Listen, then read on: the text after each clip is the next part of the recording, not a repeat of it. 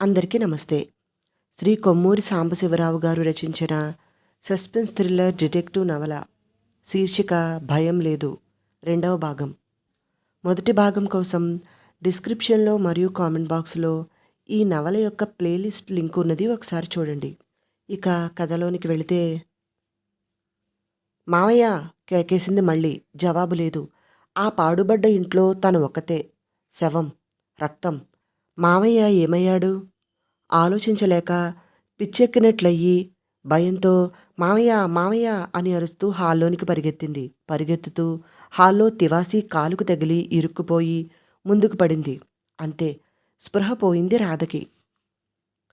ఏదో చప్పుడైంది. కిటికీలోంచి ఎండ చెంప మీద పడుతోంది. కళ్ళు తెరిచింది Radha.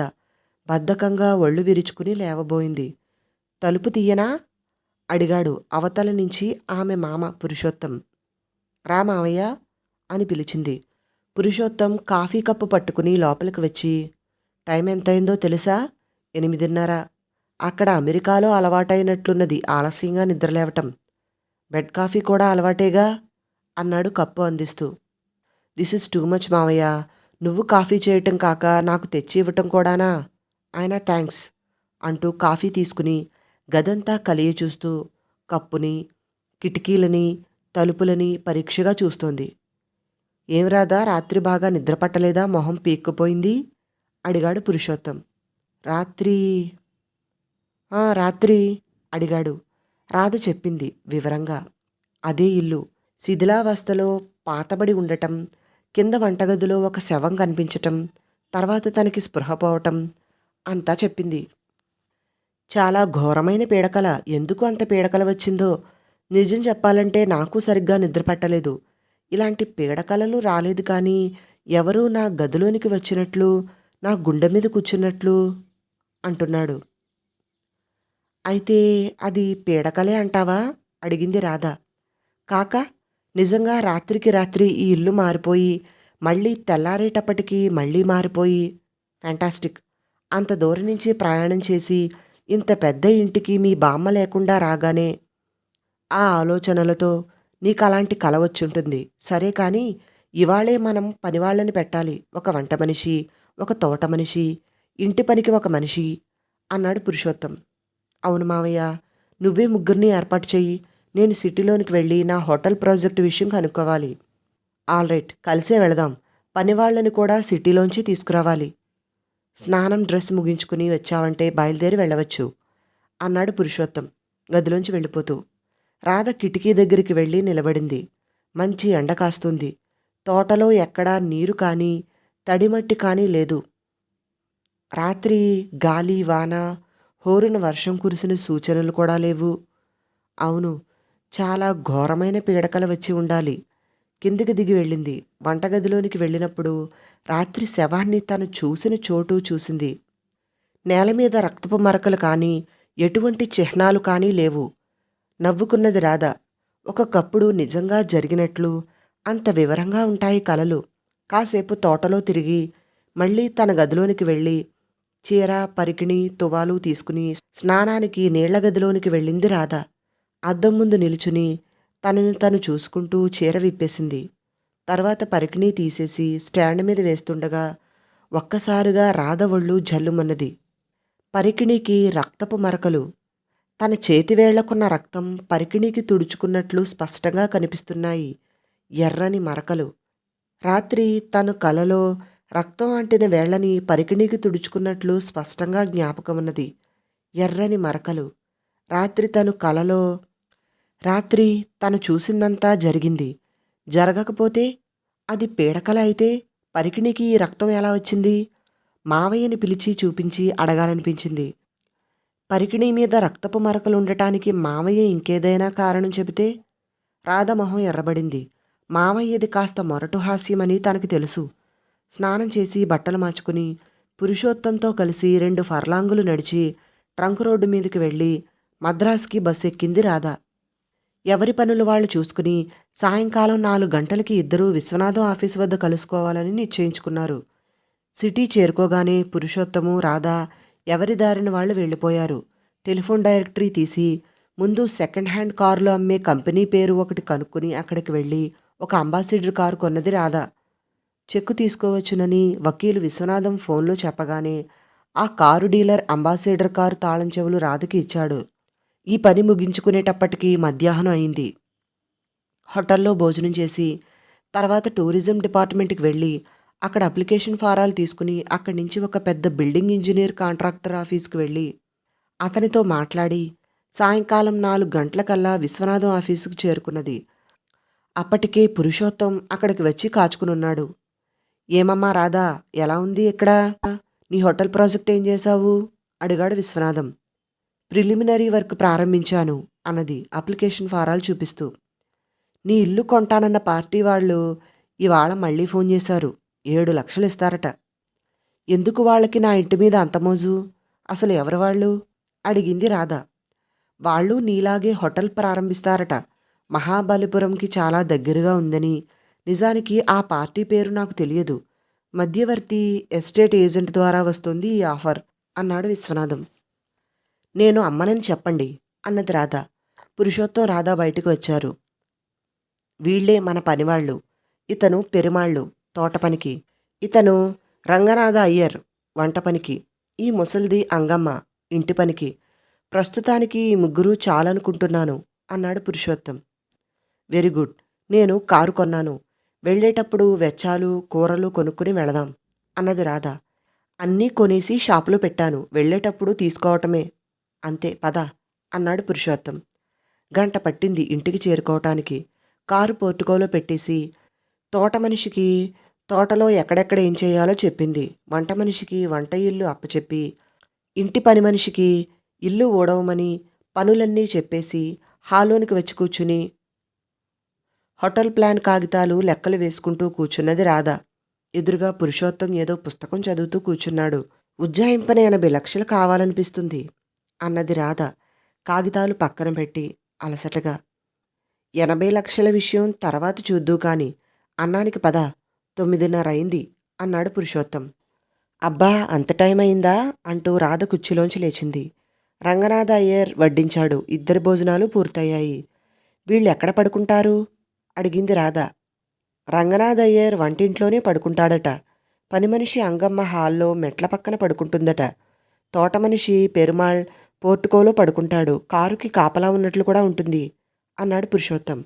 You are a expert manager. మన హోటల్కి నువ్వు జనరల్ మేనేజర్గా ఉండాలి. మన హోటల్కి మంచి పేరు కావాలి. నువ్వు చెప్పగలవా అడిగింది రాధ మేడమెట్లు ఎక్కుతూ. రేపు ఆలోచిద్దాం అన్నాడు పురుషోత్తం. హోటల్ ఇండియా ఎలా ఉంటుంది అడిగింది. ఒరిజినల్గా లేదు అన్నాడు పురుషోత్తం. రాధ నవ్వి అవును, రేపు ఆలోచిద్దాం, గుడ్ నైట్ అని తన గదిలోనికి వెళ్ళిపోయింది. చీర మార్చుకోబోతుండగా రాధా పిలిచాడు పురుషోత్తం. రామావయ్య అంది. పురుషోత్తం గదిలోనికి వచ్చి అసలువి మర్చిపోయాం. 4-5 టార్చ్ లైట్లు తెచ్చుకోవాల్సింది. రాత్రి కరెంటు పోతే ఎలాగైనా రేపు తెస్తానులే. ఎందుకైనా మంచిది ఈ కొవ్వొత్తి అగ్గిపెట్టే దగ్గర ఉంచుకో అన్నాడు. Thank you.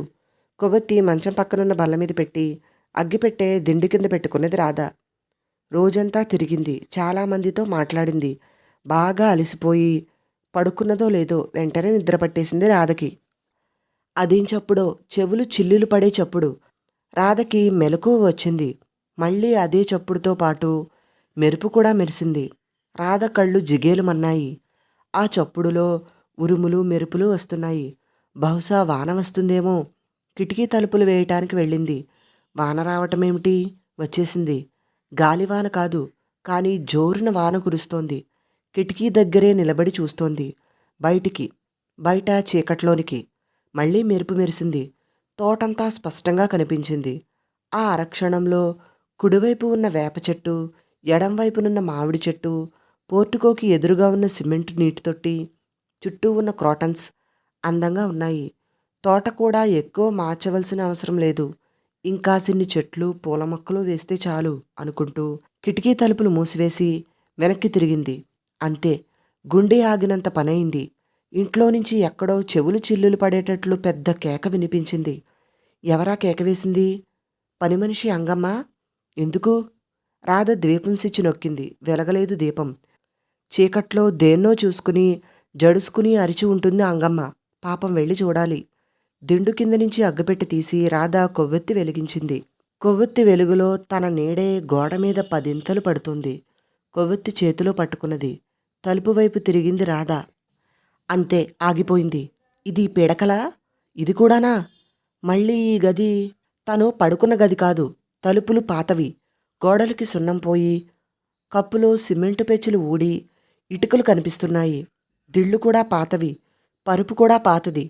మంచం పాతదే. ఎక్కడ చూసినా బూజు, బొద్దింకలు, బల్లులు, పైన గబ్బిలం కూడా ఉన్నట్లుంది. ఆ కేకేమిటి? ఈ గది తన గదే. రాత్రవగానే ఏదో శక్తి దెయ్యమో భూతమో మార్చేసినట్లు ఇలా మారిపోవడమేమిటి? మామయ్య! కేకేసింది గదిలోంచే. పురుషోత్తం జవాబు చెప్పలేదు. తను అక్కడ ఆ గదిలో ఉండలేదు. ఎలా పడుకుందసలు? 2 బల్లులు, 4 బొద్దింకలు తన పరుపు మీద వేలాడుతున్నాయి. మావయ్య! అని అరుస్తూ గదిలోంచి పరిగెత్తింది. కొవ్వొత్తి చేతిలో పట్టుకుని పురుషోత్తం గది ముందు నిలబడి గొంతు చించుకుని అరిచింది. మామయ్య! మామయ్య! అని. జవాబు లేదు. తలుపు బాదింది. మామయ్య పలకడు ఉలకడు. అంతేకాదు, ఈ నడవ కూడా పాతది. గోడలు నల్లగా సిమెంటు పోయి బూజుపట్టి ఉంది. ఏం చెయ్యాలి? తను ఎక్కడికి వెళ్ళాలి? తన గదిలోనికి వెళ్ళి పడుకోవటం ఎలా? అంతలో మళ్ళీ కెవ్వున కేక వినిపించింది కింద నుంచి. అంగమ్మ! ఏమిటి? అని అరుస్తూ రాధ మెట్లు దిగి వెళ్ళింది త్వరగా. అంగమ్మకి తను తోడు వెళ్ళాలనే కాదు, తనకి ఎవరైనా తోడు కావాలని. ఆ చీకట్లో, ఆ కొవ్వొత్తి వెలుగులో తన నీడ కూడా దెయ్యంలా తన వెనకే వస్తున్నట్లున్నది. మెట్లు దిగుతుంటే మెట్లు ఏదో చప్పుడు చేస్తున్నాయి. ఇన్ని కేకలకి మామయ్య, వంట మనిషి ఎవరూ ఎందుకు లేవటం లేదు అనుకుంటూ కిందకి వెళ్ళి అంగమ్మా అని పిలిచింది మళ్ళీ. జవాబు లేదు. నిశ్శబ్దం. ఆ నిశ్శబ్దంలో తన ఊపిరి తనకే వినిపిస్తుంది. తన మొహం ముందు నుంచి ఎగిరి వెళ్ళిన రెక్కల బొద్దింక గాలి తుఫాన్లా అనిపించింది. అదిరిపోయి కొవ్వొత్తి వదిలేసింది. కింద పడింది కొవ్వొత్తి. ఆరిపోలేదు, నయం అనుకుంటూ కొవ్వొత్తి నేల మీద నుంచి తీసింది. తీస్తున్నప్పుడు కరిగిన మైనం బొట్లు చేతిమీద చిటికిన వేలి మీద పడ్డాయి. చర్రున మండింది. ఆ భయంలో ఆ మంట తెలియటం లేదు. ఇక ఆగలేక రాధ గుండె దడదడమంటుంది. రక్తం తనలోంచి వరదలుగా పారుతున్నట్లున్నది. ఏది చీకటో ఏది వెలుగో తెలియకుండా కళ్ళు తిరుగుతున్నాయి తనకి. వంట ఇంట్లోనికి పరిగెత్తింది. రంగనాథయ్యర్ అని పిలిచింది. జవాబు లేదు. వంటింట్లో ఎవరూ లేరు. అవే గిన్నెలు, అవే పళ్ళాలు, అదే బల్ల, అదే కుర్చీ. తను తినకుండా వదిలేసిన వంకాయ కూర పళ్ళెం బల్ల మీద అలాగే ఉంది. అయితే ఆ వంటగది కాదు ఇది. ఇది పాతగా బూజుపట్టి గోడలకి నల్లని మసి, బూజు, ఏదో మురుగునీటి వాసన కూడా. అయ్యర్! అయ్యర్! కేకేసింది. జవాబు లేదు. ఏం చెయ్యాలి? ఎక్కడికి పోవాలి? ఇంకెవరున్నారు? పోర్టుకోలో తోటమనిషి పెరుమాళ్ళున్నాడు. అంబాసిడర్ కారు ఉన్నది. కారు ఎక్కి పడుకుంటే సరి. కొవ్వొత్తి పట్టుకుని మళ్ళీ పరిగెత్తింది. వంట ఇంట్లోనుంచి, భోజనాల గదిలోనుంచి, నడవాలోంచి, హాల్లోంచి అన్నీ పాతగా బూజుపట్టి పీడకలలోలాగే ఉన్నాయి. ముందు వాకిలి దగ్గర నిలబడి పెరుమాళ్ అని కేకేసింది. జవాబు లేదు. మళ్ళీ అరిచింది. జవాబు లేదు. తలుపు గడియ తీయటానికి ప్రయత్నించింది. రాలేదు. తుప్పుపట్టి బిగుసుకుపోయింది. గట్టిగా లాగింది.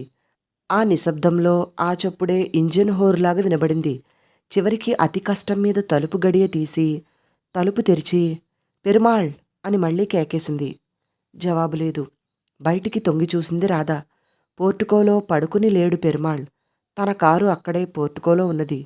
కారు ఎక్కేయాలి. కారు తాళం చెవి తన గదిలో ఉంది. చచ్చినా మళ్ళీ తను గదిలోనికి వెళ్ళదు.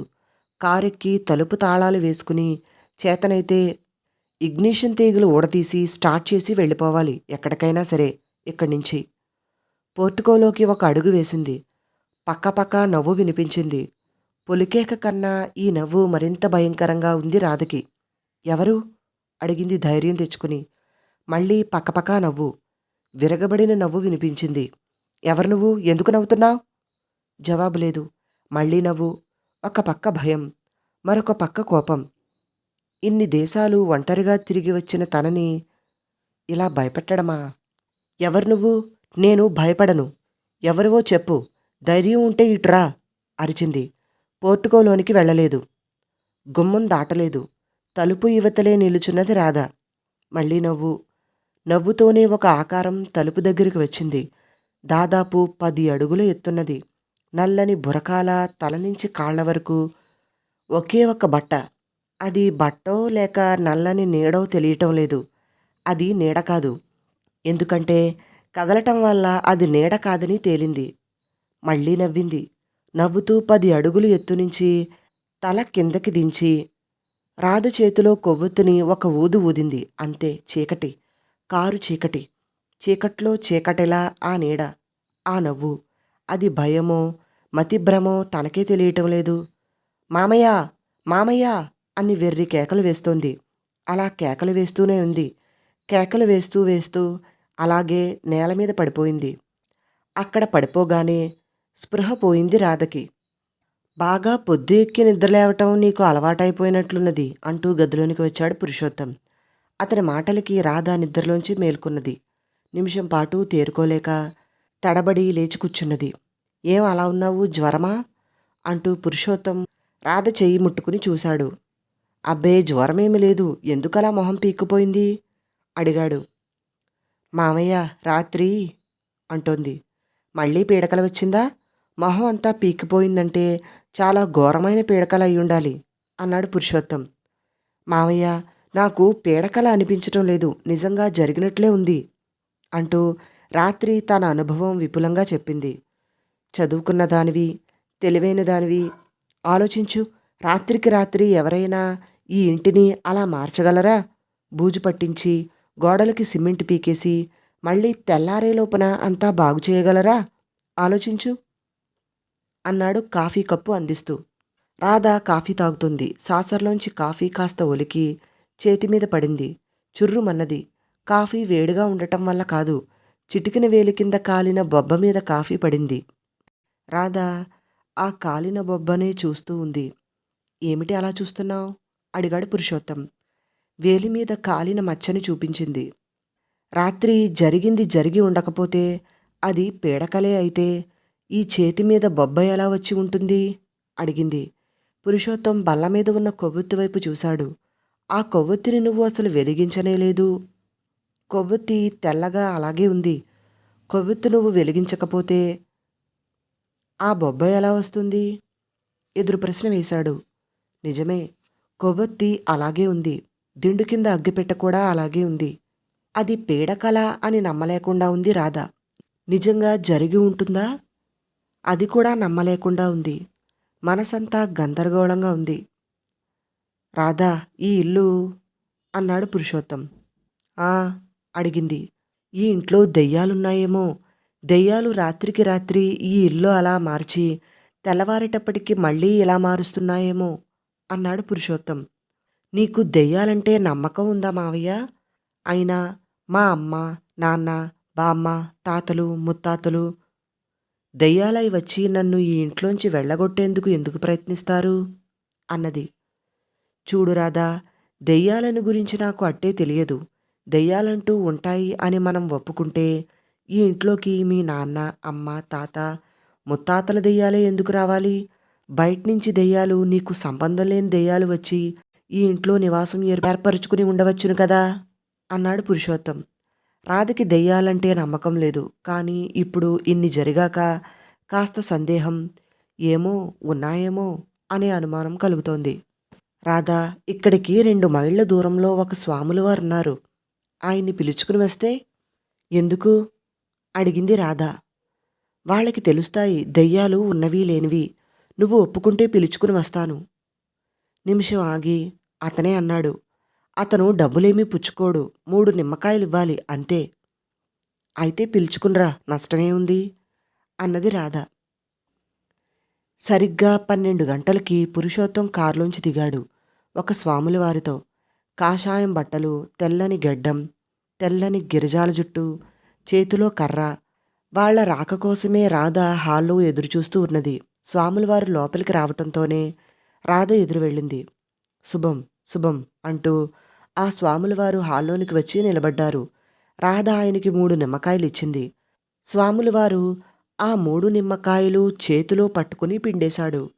కళ్ళు మూసుకున్నాడు. 5 నిమిషాల తర్వాత, ఎవరు నువ్వు? ఎందుకు ఈ ఇంట్లో వాళ్ళని పీడిస్తున్నావు? అని అడిగాడు. మళ్ళీ 5 నిమిషాల నిశ్శబ్దం. చెప్పనంటావు. ఈ ఇల్లు వదిలి వెళ్ళనంటావు. అంతేనా? అన్నాడు ఆ స్వాములవారు. కాసేపు మళ్ళీ మౌనం. హోమం పెట్టి చక్రం వేసి నిన్ను గెంటేస్తాను. మళ్ళీ కాసేపు నిశ్శబ్దం. అలాగా? అమ్మాయిని వేధిస్తావా? అని 5 నిమిషాల తర్వాత కళ్ళు తెరిచి, అమ్మాయి, ఈ ఇంట్లో దెయ్యం ఉంది. ఎవరి దెయ్యమో తెలుసుకుందామంటే చెప్పనంటున్నాడు. దెయ్యం మగాడిది. అంతవరకే తెలుస్తోంది. చక్రం వేసి, హోమం పెట్టి, ఒక్క రోజులో ఆ దెయ్యాన్ని ఈ ఇంట్లోంచి పంపించి వేయగలను. కానీ ఆ దెయ్యం తర్వాత నిన్ను పట్టుకుంటానని బెదిరిస్తున్నాడు. నా సలహా అడిగితే నువ్వు ఈ ఇల్లు వదిలిపెట్టి వెళ్ళిపో. పెద్దవాణ్ణి చెబుతున్నాను. నీకు చాలా హాని కలుగుతుంది అని ఆ స్వాములవారు వెళ్ళి కారెక్కారు. రెండవ భాగం సమాప్తం. తర్వాత ఏం జరిగిందో వచ్చే భాగంలో తెలుసుకుందాం. కథ విన్నందుకు అందరికీ చాలా చాలా థ్యాంక్స్. నచ్చితే వీడియోని లైక్ చేసి నా ఛానల్ను సబ్స్క్రైబ్ చేసుకోండి ప్లీజ్. మరిన్ని కథలు నవలల కోసం డిస్క్రిప్షన్లో మరియు కామెంట్ బాక్స్లో ప్లేలిస్ట్ యొక్క లింక్స్ ఉన్నాయి, ఒకసారి చూడండి. ధన్యవాదములు. మీ ప్రసన్న.